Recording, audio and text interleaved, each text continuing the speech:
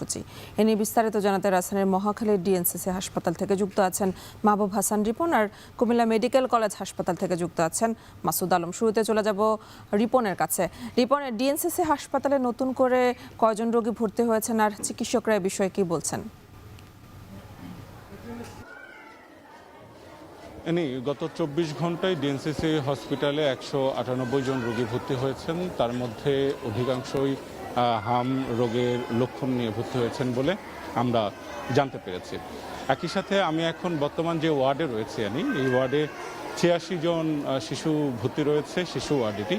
সেই 86 জন শিশুর প্রত্যেকেই হামে আক্রান্ত হয়েছেন এবং সেই লক্ষণ নিয়ে তারা এখানে এসেছেন। অনেকে এসেছেন পটুয়াখালী থেকে, অনেকে এসেছেন লালমনিরহাট থেকে, এরকম বিভিন্ন অঞ্চল থেকে এসেছেন। সেখানে যে জেলা হাসপাতাল আছে সেই হাসপাতালগুলোতে পর্যাপ্ত যে চিকিৎসা সেই চিকিৎসা না পেয়েই তারা শহরমুখী হয়েছেন এবং বিভিন্ন ধরনের ভোগান্তিরও শিকার হয়েছেন বলে আমরা এখানে এসে জানতে পেরেছি।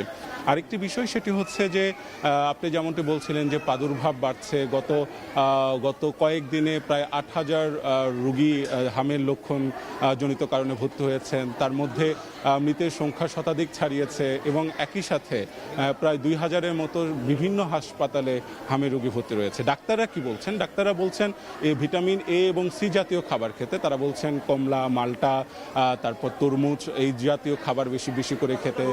তারা প্রোটিন জাতীয় খাবারের মধ্যে মুরগির মাংস খেতে বলছেন এবং বিভিন্ন মুরগির মাংস, গরুর মাংসের যে কলিজা রয়েছে সেগুলো প্রতি তারা আসলে সেগুলো খেতে বলছেন।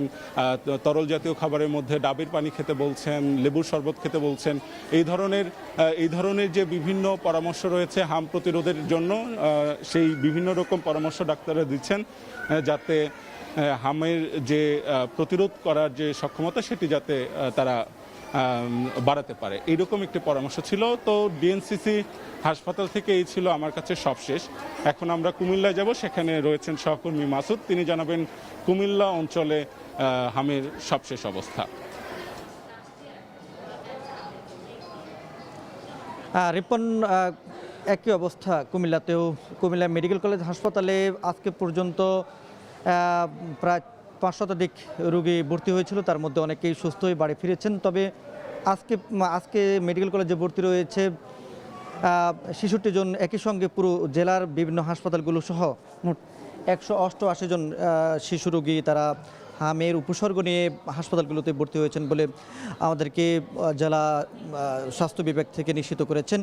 আমি রয়েছি কুমিল্লা মেডিকেল কলেজের হাম আইসোলেশন ওয়ার্ডে। এখানে যে পরিমাণ সিট রয়েছে রোগীদের জন্য, সে থেকে রোগীর সংখ্যা কিন্তু অনেক বেশি।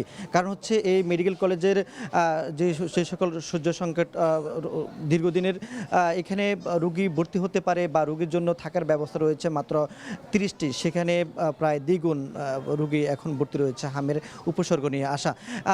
এখানে 66 জন রোগীর মধ্যে সব রোগী হচ্ছে শিশু। তারা যে সকল উপসর্গ নিয়ে এসেছেন তাদের উপসর্গগুলোর মধ্যে হচ্ছে যে আপনার অতিরিক্ত জ্বর, একই সঙ্গে লালচে চোখ, একই সঙ্গে শরীরের বিভিন্ন অংশে লাল র্যাশ নিয়ে এসেছেন। এটি হচ্ছে ডাক্তাররা বলছেন এটা হচ্ছে অন্যতম উপসর্গ। একই সঙ্গে হাসি, কাশি বা এই ধরনের বা সর্দির জাতীয় উপসর্গ রয়েছে। তবে এই 3টি উপসর্গ ধরে কিন্তু তারা রোগীদেরকে আইসোলেশন ওয়ার্ডে ভর্তি দিচ্ছেন। আমরা জেলা সিভিল সার্জনের সাথে কথা বলেছি, তারা বলছেন যে শুধু মেডিকেল কলেজ নয়, কুমিল্লার 17টি উপজেলার বিভিন্ন স্বাস্থ্য কমপ্লেক্সগুলোতেও শিশু রোগী প্রতিদিনই বাড়ছে।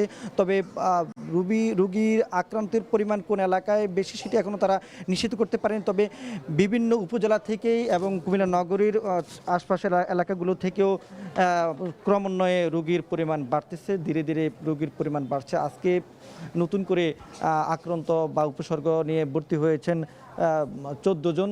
এ পর্যন্ত উপসর্গ নিয়ে ভর্তি রোগী আসা, যে সকল রোগী আসা তাদের মধ্যে আক্রান্ত নিশ্চিত করেছেন 27 জন রোগীর। তো এই ছিল কুমিল্লা থেকে সবশেষ।